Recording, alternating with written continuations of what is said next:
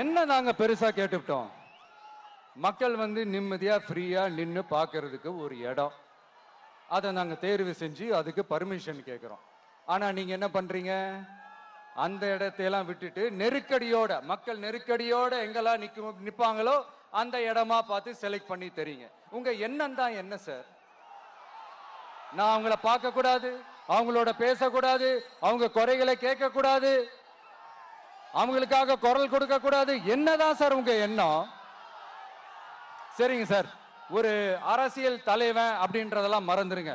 ஒரு சாதாரண ஒரு தமிழ்நாட்டு மண்ணோட ஒரு மகனா, ஒரு நம்ம தமிழ் மக்களுடைய ஒரு சொந்தக்காரனா, என் மக்களை, என் குடும்பத்தை, என் சொந்தங்களை நான் பார்க்க போனா என்ன பண்ணுவீங்க?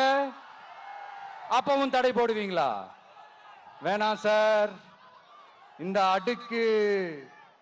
அடுக்குமுறை, இந்த அராஜக அரசியல்லாம் வேணாம் சார்.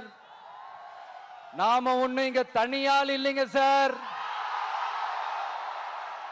மாபெரும் மக்கள் சக்தியோட பிரதிநிதிங்க சார், மாபெரும் பெண்கள் சக்தியோட சகோதரன் சார், மாபெரும் இளைஞர் இயக்கமா இருக்கிறோம் சார்.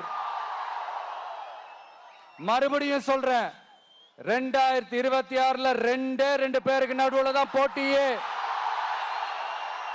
ஒண்ணு இன்னொன்னு